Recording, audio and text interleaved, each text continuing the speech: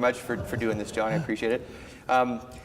So we've already met a couple times just to sort of get some ideas, because there's so many things that John has been a part of, and I done my very best to narrow it down to a very short list that took an entire page.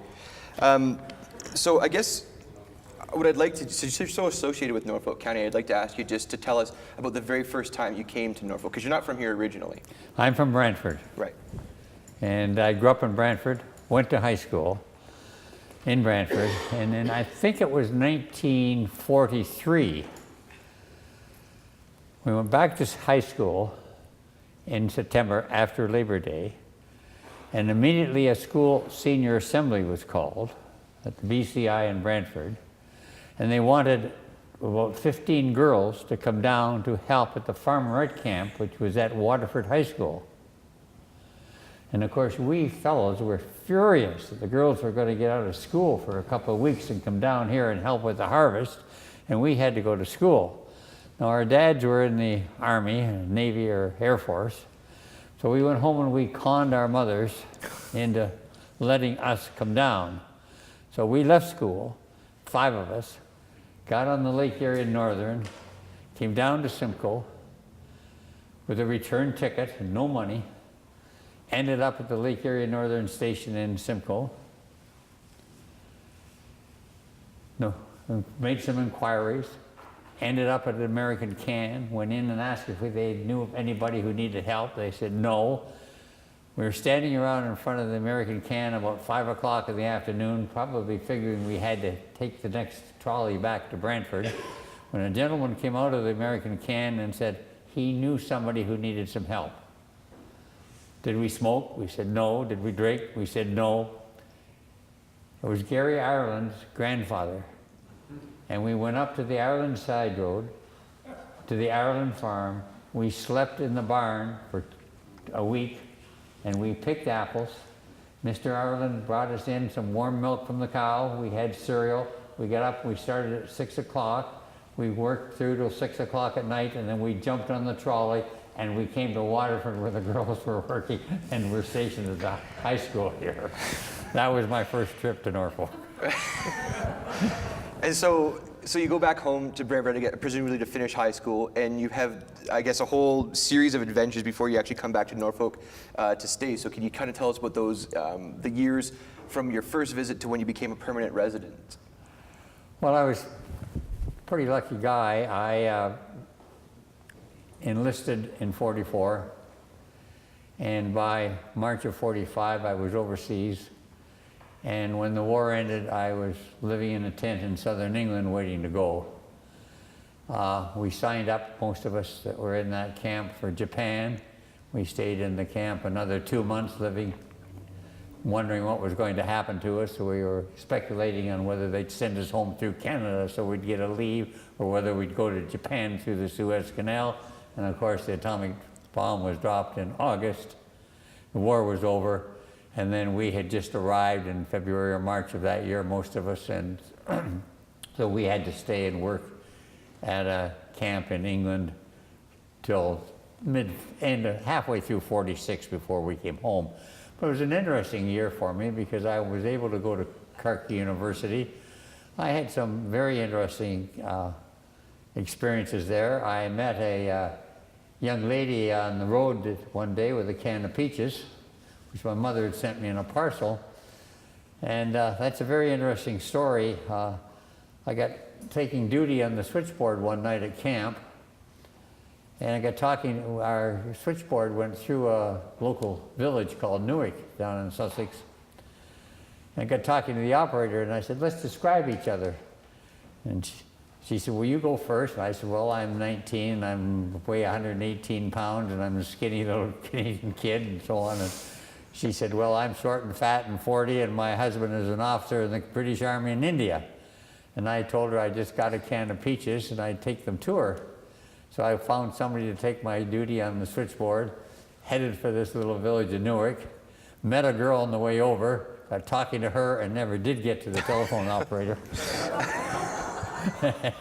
And met this girl. And the interesting part of all of this, I've kept in touch, and Hazel and I over the years kept in touch with this family. And that girl's daughter was visiting with me here on Labor Day of this year, Wow. Which is a wonderful thing. And I will tell you, on VJ Day, I went back to spend the weekend with the Campbells on the farm, and there's a very interesting story here. Mr. Campbell, Christine's father, had lost his arm in the First World War, and I arrived there the night of VJ, and VJ +1, I got up in the morning, and I said, "Where's Mr. Campbell?" And he's out haying. And I went out and I hayed all day with him, and he had one hired man with him, and that was an Italian POW. Now the war is over one day, and here's working together on a farm all day long. There's a Canadian soldier, 19, an Italian POW, and a veteran of the First World War with one arm, and we farmed with horses all that day. Then went into town that night to the village of Newark, waiting for the fireworks and the big bonfire to go off. It wasn't fireworks, it was a bonfire. And I see a lady standing over the bus stop. I took off and I went over and I said, "By any chance, are you the telephone operator?" She said, "Yes." And I said, "Well, I was the guy that was going to bring you a can of peaches 3 months ago." And I did meet her for about 5 minutes before her bus came and picked her up. Oh, very good. So you told me that you spent a lot of time on Manitoulin Island as well. I did. Before I went up, my dad came from the north, and I had some wonderful experiences on the island as a boy. My mother and dad let me go up to the island twice as a small boy, young boy, grade 9, grade 10. I stayed at a tourist resort up there, and the lady who ran the tourist resort was totally blind, which was a wonderful, wonderful experience for me. And I learned to milk cows, I learned to harness horses, I learned to pluck chickens for the Sunday dinners, I learned all sorts of things. But the fascinating thing was that the lady who was my summer mother was totally blind, and she taught me a lot of lessons. I remember one day sitting in the kitchen of this tourist resort up there, and one night, and she came in and down in the kitchen, and she was going through the dishes with her fingers and her hands and feeling them, and finally she said, "I hear somebody." I said, "It's John, Mrs. Spry." And she said, "I thought it would be you, John." She said, "Come, we're going to do all the dishes." The girls had gone home, and she felt stains or dirt in the dishes, and we washed every dish for 40 people in that kitchen that night. I learned lessons the hard way. And Mrs. Spry was also, when the men were away haying, she'd send me out to the barn and get started milking, bring in the cows, and she'd come out and milk cows with me and everything else. Taught me how to clean a separator and everything else. It was a wonderful, wonderful experience for a young boy. Right on. 2 summers. So when you returned from, I guess, the war, Yes, you ended up at a place called Universal Cooler. that's correct. So can you tell us why that matters? Well, that was pretty key because I met a pretty good-looking girl down there by the name of Hazel Hellier. Yeah. Hazel started at the cooler about a year after I was there, and she was the secretary for the purchasing agent. And I had a very silly habit, I guess. I didn't realize it, but we didn't get coffee breaks or breaks like you do today at work. And we'd get a Coke and have it at our desk, and I used to pick up a Coke and I'd have my little finger in the air like this, and all of a sudden I realized that the person, we're in a mass office, and people were all picking up their glasses and Coke bottles and doing this. And the girl sitting behind me was doing it and saluting them, and that was Hazel, and that was how we first met, the little fingers in the air. And then they challenged Hazel one day. I had a colic. My hair always stuck up. In fact, my grandsons, even when they were small, when they drew pictures of me, they always drew it, my hair sticking up. And one day I'm sitting at the office, and a pair of office scissors snipped off my hair. That was Hazel. That's how we met. And you were together 61 and a half years. 61 and a half years. And so that, I guess, that chance meeting, or from Universal Cooler, you started your own business. Well, I didn't. Hazel's brother and wife were here the first time I came out here in 1948. And when Hazel and I were married in 1950, Paul and I immediately started talking housing. We talked housing the first time we met. The first time I went swimming at Waterford Lakes was in the summer of '48 with Hazel and Paul and his wife and her dad. And for some reason or other, Paul and I started to talk housing. We were both veterans. Paul was back at university. I was working in this factory. And after we got married in January of 1950, Paul called up in May and said, I bought a little construction company. Will you join me? And we said yes, and we moved to Toronto in June of 1950 and formed a company with 2 other partners who were in the building business.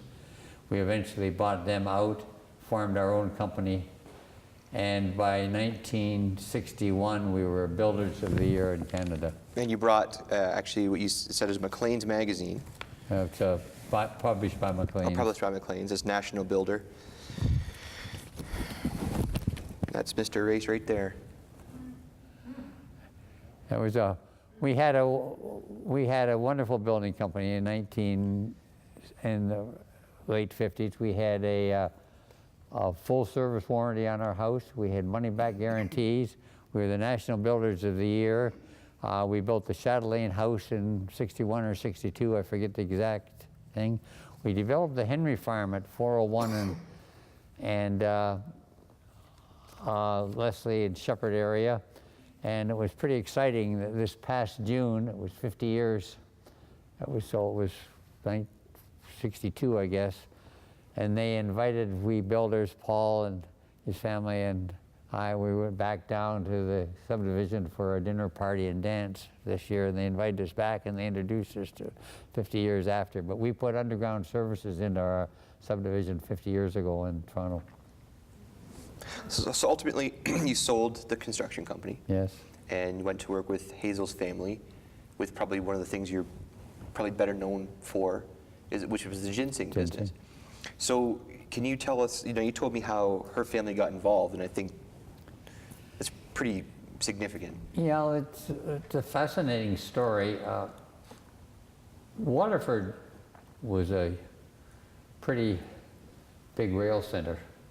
And I remember as a boy, people in Brantford who would be going to the States, of course there was nobody flying or anything in those days, they came to Waterford and took the train to Detroit or to New York. And I remember once my parents did it around beginning of the war, about 1938, towards the end of the Depression. I remember Mother and Dad coming down and taking the train, I forget whether it's to New York or Detroit or something like that.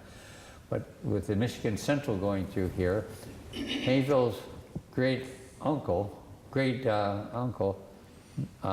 an American girl. And in 1896, they took the train from here to Michigan. And farmers in those days were general farmers, but they were also hunters and trappers and so on. And he got over in the States and he picked up a hunting and trapping magazine published in the States, and the fur brokers from New York had an ad in it. They said, if you see this in our trap line, and your trap line, or when you're in the woods, dig up this plant, dry the root and send it to us and we'll pay you for it. And he said, there's some of that on our farm in Villanova. In fact, some of you here may know Bill Irwin, who lives between here and Villanova, who's on the back of the farm that Bill now occupies. And he came back home, dug it up, dried it in 1896, shipped it to New York and got paid for it, and that's how the industry got started here. And then they started to experiment around 1900, late 1800s, and learned how to cultivate it. And they first grew it, and they realized it was a woods plant and it had to grow under shade and so on, so they grew it in the wrapperell orchards and went through all sorts of tests and so on, and that's how they get started in it. And you said that they also created a lot of the machinery that were sort of the prototypes of what exists even now. Well, we did now. Yeah. When I came out, and when Mr. Hillier asked me if I would leave the building company and come out here, which Hazel and I did, she married a city guy to take her to the city because she loved the music and the city life, and I brung her back here in 1964. wasn't the best move at the time, but we came back and we made the best of it. Had a wonderful time, actually. But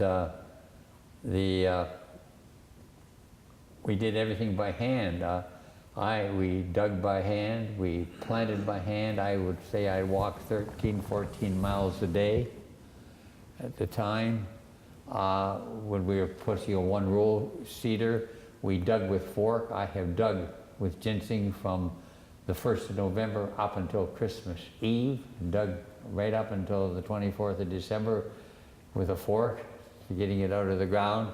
So it didn't take us very long after I got started in my first crop in 1970 that I had a wonderful partner in Don Curry and a wonderful foreman and 4 or 5 excellent men working for me at the time, and we were very mechanically inclined, and we built the first digger, automatic digger. We built the first planter, and we built the first bed maker. I made beds when I started with a one-furrow plow and a horse when I first started in 1964. So, and we planted 5 acres, and it would take me, or 7 acres, it'd take a week to plant 7 acres. They plant 50 acres now in 2 days. Yeah.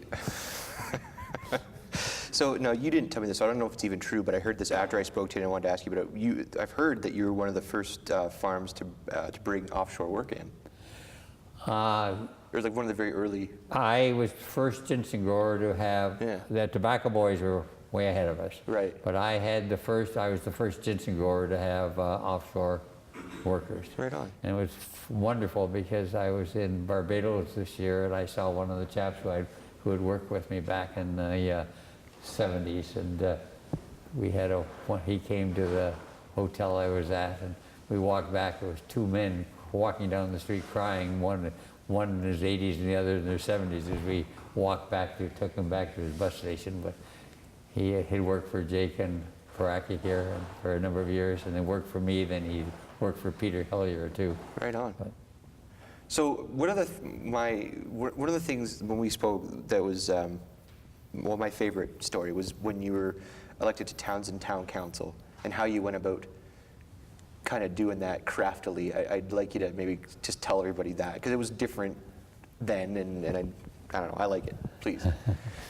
Well, after I'd been out here a few years, in the early 70s, I decided I'd like to run for council for the township of Townsend, and we met in this building down here, in this building downstairs. And I went and saw some of my friends like Bob Lanning and Keith Goebel and so on, and a few people around, and they said, sure, we'll support you, we'll think you'll get in. And I started to work away at it, and about a week before the election, they came to me and said, you're not going to make it.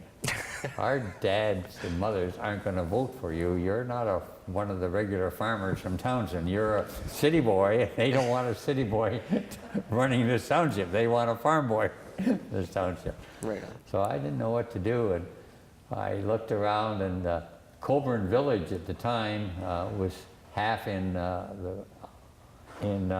Wyndham and half of it in Townsend. The east half, 24 Highway East, was in Colburn Village, was in the township of Townsend. So Hazel and I wrote a hand letter. We mimeographed it in the old-fashioned way. We hand wrote the letters, put hand stamps on it, and we delivered it to that one pole down in Colburn Village. And that night, there was no ward system. We were running just generally. I don't like the ward system because people get too dedicated to their ward rather than serving the whole county. But it was wonderful that way. But we were having the counts down here, and all the polls had come in, and I had lost, except for Colburn Village. And Colburn Village poll eventually came in, and I got 96% of the vote, and snuck in by 3 votes at the end. After that, it was easy. But you told me that village wasn't known for voting very well, often or at all. No, because they were ignored by the farmers. It was really part. Yeah. It wasn't part of it, and they didn't vote it a lot at all. those days, but they all came out. I wrote them a letter and told them I had urban and having lived in Toronto, urban and rural experience, everything else, and I would represent them and so on. That's how I got in. Yeah. Okay. So what? And that, I guess this transitions actually unintentionally very nicely to the next question. You're well known for your dedication and community involvement in charitable organizations. So I have a list of a few, and I'll read them, and then you can just sort of talk about whichever. Fair enough?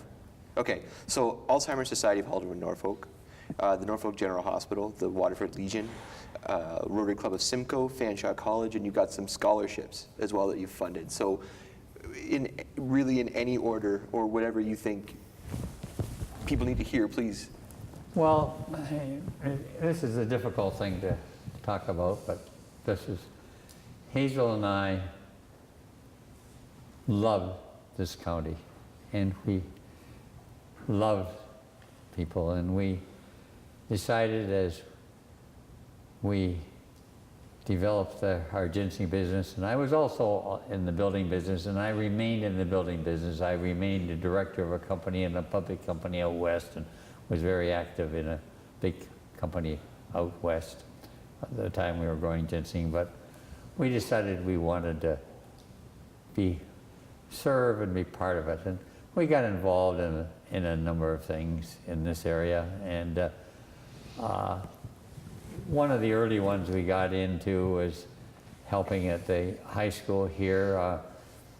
The Rotary Club of Simcoe, which I belong to, and you mentioned I now belong to, and you belong to that too, and there's 2 or 3 of the members here, had quite a bit of money one year after when the bingos were on and so on. And Doug Shepard was chair of that committee at the end, and they decided that they would put a computer room in the Simcoe Composite School. And we was approved, and that went ahead. And the following year I got talking to the Hellier Foundation, and I said, Hazel and I like to do something for the Waterford High School. Hazel had gone to the Waterford High School, Philip had gone to the high school here, her dad had gone to the high school here. We'd like to do something, and we decided on putting the computer room in here. So between the Hellier Foundation and the Hazel and I, we were able to put the first computer room into the Waterford High School. But I'm going to take a moment and tell you, because a lot of people ask about the Hellier Foundation. I have nothing to do with the Hellier Foundation now. I am not a director of it, but I was one of the early directors. And people have often said to me, how do you start a foundation? What was it all about? And I'm going to tell you that story, because it's a Hellier story. It's not my story, but Paul, who was Hazel's brother, was in Ottawa at the time, and he came home one weekend, and he said, I want to start a foundation, and I'm going to name it after Dad. And I looked at him, and I had to say, what is a foundation? I really didn't know what he was talking about. So he explained to me what he wanted to do. And I said, well, we haven't got any money. And he said, well, what we'll do, we'll start out. And we took 2 or 3 of our friends, and we put them on the board, and we told his dad what we were going to do. And we started a foundation, and then we turned to our sub-trades when we were in the building business and said, instead of giving us a bottle of scotch or an electric blanket for Christmas or something, as sub-trades have a tendency to do with builders, give us $10, give us $15, give us $20, and we'll put it into the foundation. And that's how the foundation gets started. And we kept building on it. And then when we developed and got going on it and everything else, and we got into some tough slugging it sometimes. I got pretty good at kiting checks. I'll never forget our first overdraft and stuff like that. Finally, we got to a stage, and this is something we had to borrow some money, and the banks weren't having anything to do with us. We've all been through this, and Paul went to see his dad, and his dad loaned us a little bit of money, and we didn't have any. We gave him some shares in the company, and when we sold our land and our company in the late 70s, Mr. Hellier said, you've had your break, you've had everything else, and he put the money that he got in return for that he'd loaned us back in the 50s and so on, and he put it all in the foundation. And then Hazel and I, at times, I was a director, we put money in it. But that's how the foundation got started. But Paul just came home from Ottawa, and we just started to ask our friends, instead of giving us a bottle of scotch for Christmas, to give us $10, and we started the foundation. That's how the Hellier Foundation got started. And it's now just run by the Hellier family. I am not part of it anymore. And that was my choice. I stepped down so the younger generation could take over. Right on. What about the Norfolk General Hospital? Well, the Norfolk General Hospital, I was asked, and it really started by Stan Mott here in Waterford, who was on it. Who was on the board at the hospital at the time. Stan, I might have been mayor of the town here, and asked me if I'd come and take part in the first, when the hospital foundation got started, and I ended up becoming the first chair of the foundation. And we got the foundation going, and then after I had served as chair and we had the foundation well going, Hazel and I were asked to be the honorary chairs of one of the big campaigns when the whole ER was rebuilt and so on, and Hazel and I were the honorary chairs for that, and we were able to take part in that, and it was quite challenging, but it was wonderful to be part of it. Okay, so I have just a couple, I want to tell one other story too, about the Rotary Club. Please. I was in Rotary in Toronto in the 57s. At 57, I first joined Rotary, and Rotary right now is known for its student exchanges and so on. Yep. And they have a lot of student exchanges. Our Rotary Club of Norfolk Sunrise has a Welsh pool. You all heard of it in this area, and then there's student exchanges all the time. But in 1959, I ran a student exchange with Bathurst Heights, where I sent 7 students from Bathurst Heights, which is basically a Jewish high school in Toronto, over to a fishing village in New York State, and then the 6 or 7 kids from that fishing village came back to Bathurst Heights before Rotary had student exchange. I was the Rotarian of the Year that year back in, that was a long time ago. And now that Rotary has wonderful, wonderful student exchanges, and my son's sitting here in the first row, and he has a Rotary student here now. I think we're from Denmark, is it, Phil? Belgium, from Belgium. And it's a wonderful, wonderful organization. And the other thing I've been able to do, and Dr. Pierce from this town, who some of you folks know, but I've done 4 trips abroad doing polio work. I've been to Nigeria, I've been to Togo, I've been to Cameroon in Africa, and to India doing polio work. It's all been volunteer. It's been a wonderful, wonderful experience looking after small children in Africa and India. And I guess I did mention Alzheimer's Society of Haldeman Norfolk. We should touch on that because they're the beneficiary of what we're trying to raise some of the money for tonight, but also go ahead. Well, it's a very, very, I guess, tough disease. How it started in our home, I got a letter from Kit Julian one day, just an advertising letter, and it was talking about Alzheimer's, and the Alzheimer's office was at that time in the old wing of the hospital, and Kit had sent out this letter and was asking for some help, and I responded to it. It just appealed to me, and I responded to it. But it was a lady who had written a letter called Strawberries for Breakfast, and it was 100 reasons why the people in the nursing home couldn't have strawberries for breakfast. Some of the people were asking for strawberries for breakfast, and they couldn't have it because of extra linen, and they'd spill it, and they'd change the building, and it went on and on. It was written by an RN who was very involved in it. And the letter moved me, and I met Kit and got involved in it, and decided to help a little bit with Alzheimer's. And one of the things we did, we started a bursary fund at Fanshawe College, where first of all of the nurses and the PSWs and all of the staff, none of them had had training in Alzheimer's at any of our nursing homes and or hospitals. And Kit wanted to run some courses.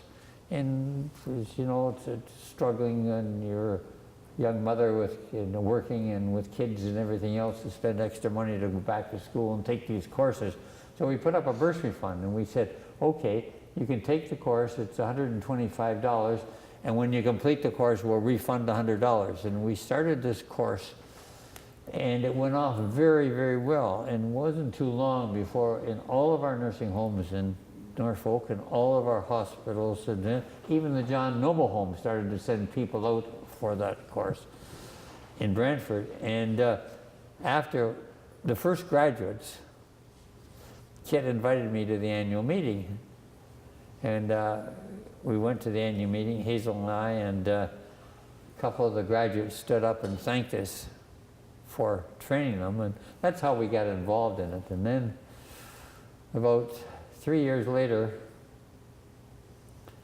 Hazel, who was coming over to Waterford for years to get her hair done, I got a phone call, "Where's Hazel?" And I said, "What do you mean?" I said, "She left." She said, "Your place." They said, "She didn't get here." And Hazel had Alzheimer's, folks. And it was very gradual, but that was the last day she drove. That was 10 days she got home. Fortunately, we got her home, and she never drove after that. I did all the driving after that. It just took her license away from her, but she got lost. That was the first sign at all, just getting lost, coming over. And then we got very involved in the Alzheimer's Association.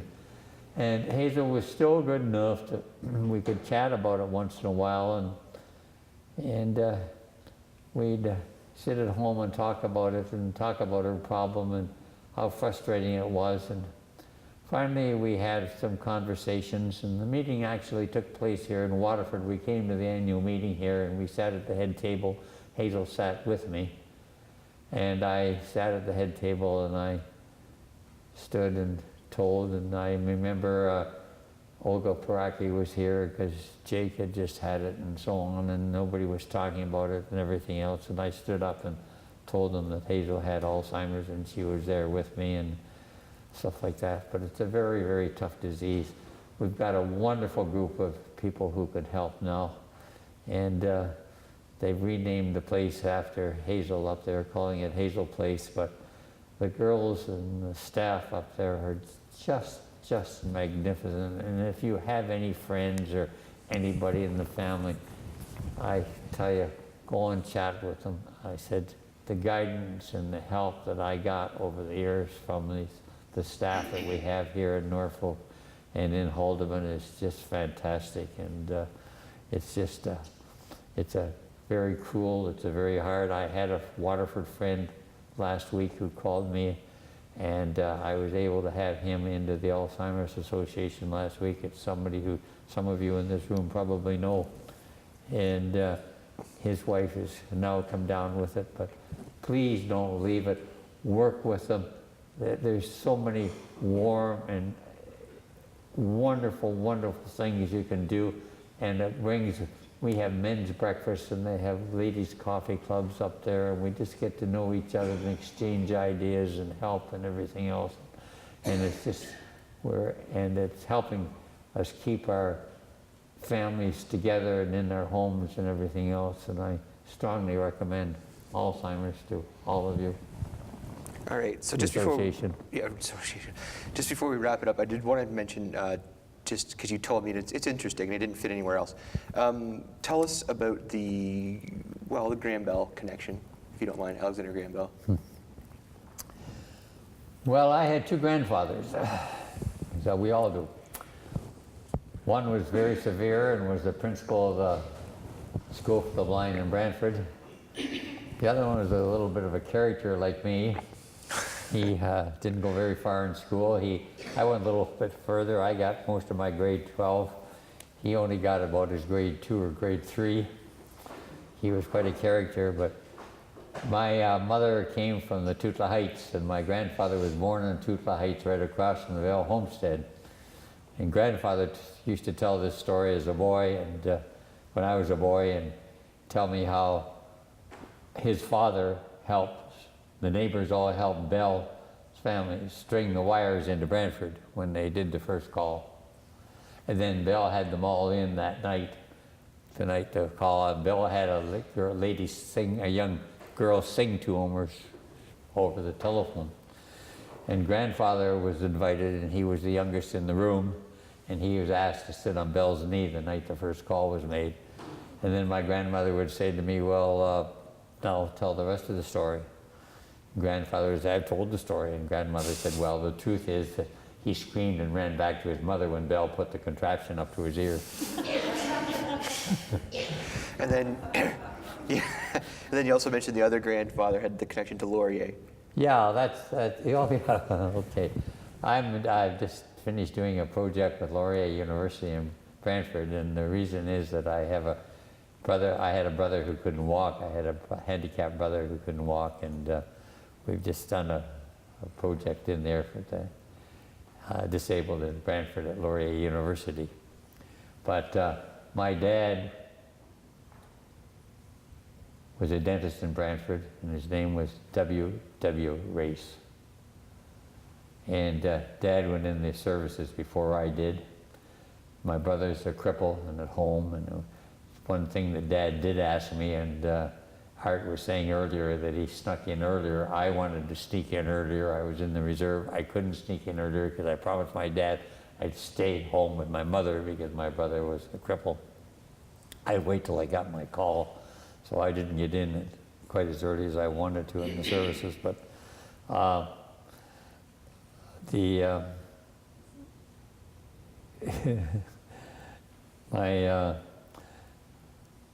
dad was stationed, I think, in Hamilton at the time. A letter came from Sault Ste. Marie, where Dad was born and where my grandfather had been school principal before he came to the BCI. And it came to my dad addressed to W.L.W. Race. And Mother couldn't wait till Dad got home on leave to find out what this L stood for, because his name had been Wilfred Watson Race. So Dad came home that weekend, and Mother went and got the letter off the hall table and handed it to him, and he opened it, and finally Mother said, well, what does it mean? Dad said, well, I was christened Wilfred Laurier Watson Race, and but I've never used Laurier. I've always been Wilfred Watson Race. Well, after the war, when Dad and Mom went away, and Dad applied for his birth certificate in his first trip in the early 50s, he sent away for his passport and everything else, and Dad was never christened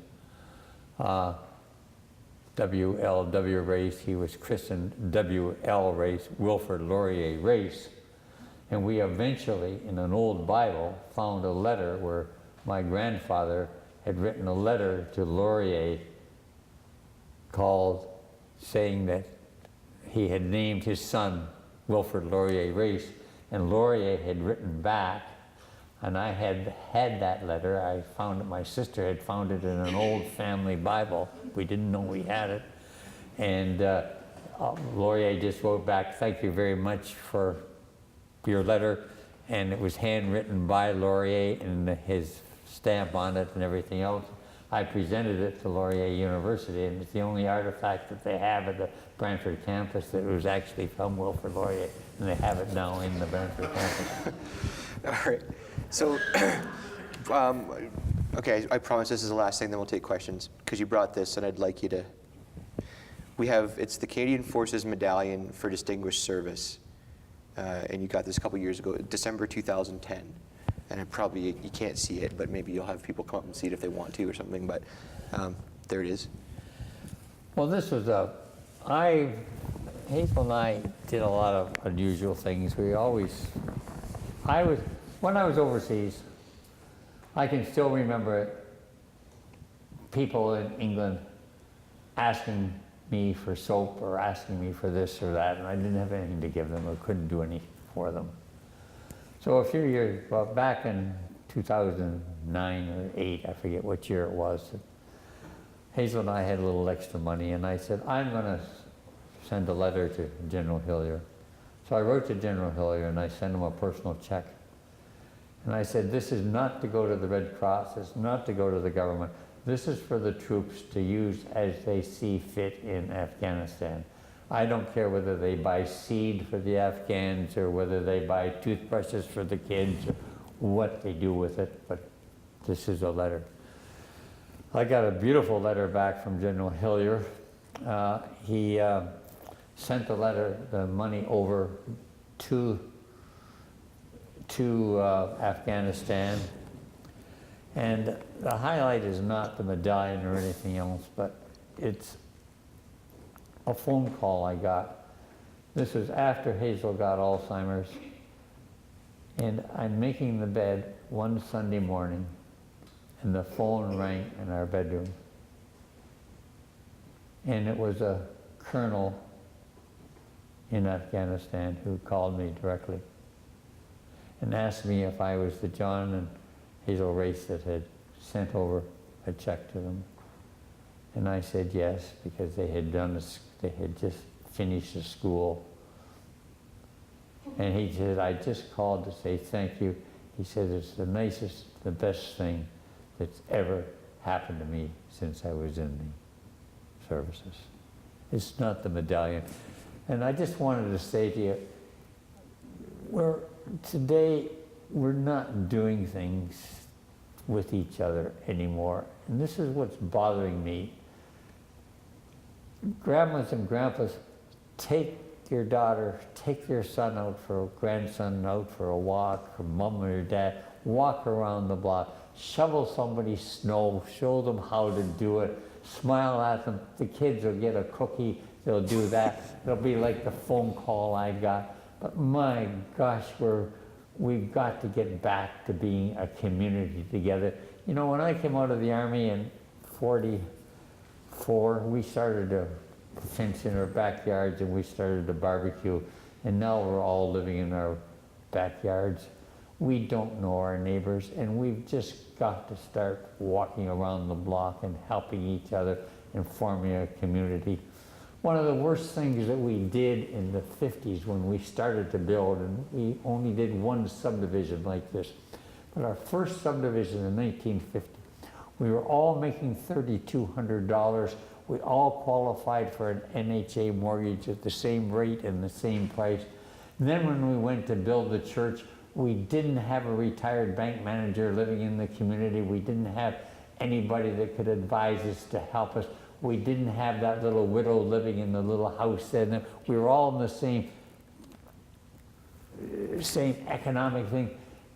A community is made up of people of all different strengths, and we must get back to that. We must walk around the block and say hello to our neighbors, whether they're in a smaller or a bigger house than we're in, and so on, and get back to that community spirit, because it's so important, and it's so important for our kids. That's all. Okay, I'm sorry, I shouldn't be lecturing. No, it's Hayes. I feel that way. This is you say whatever you like, man. So I guess at that, is there any questions for Mr. Race? And you're welcome to hop up there. Hi, I'm Shirley, and I'd like to know how your interest in horses and showing horses came about, being a city boy. What? I'm sorry, She asked about your interest in horses and showing horses. Well, Shirley, that all goes back to, first of all, my trips to Manitoulin Island. I learned up on Manitoulin Island to harness a horse, to rake hay as a small boy and as a young boy, and to do it, and to ride ponies and so on. And then when I started my ginseng, I had to go to somebody who was renting horses or could have a tobacco horse that I could get to make my beds with. And I had to start all over again. And I had a superintendent from Oakville by the name of Lawrence, from Oakland, I should say, by the name of Lawrence Stratford. And Lawrence was just a wonderful, wonderful country boy, and he had great connections with the Amish thing. And Lawrence and I got along extremely well. And we were driving up in Amish country around Norwich one day. We just finished, Hazel and I had moved to Wilsonville. We had just finished our new house and put up a fence. And we were driving down the road, and Lawrence saw a gray mare and a foal up in the field, and he said, I think we should buy that. And Lawrence never went any place in Amish country without a trailer on behind. And we had a trailer on, and we drove in this laneway, and we bought that horse and foal, and I came home with it. Hazel gasped, I must admit. And anyway, we put it out there, and that's how I got started. And that's it. That's it. The other thing is, when we went to a sale one night, because the weeds were getting ahead of us in the pasture, because I didn't have enough horses to keep it under control, and we came back with some goats.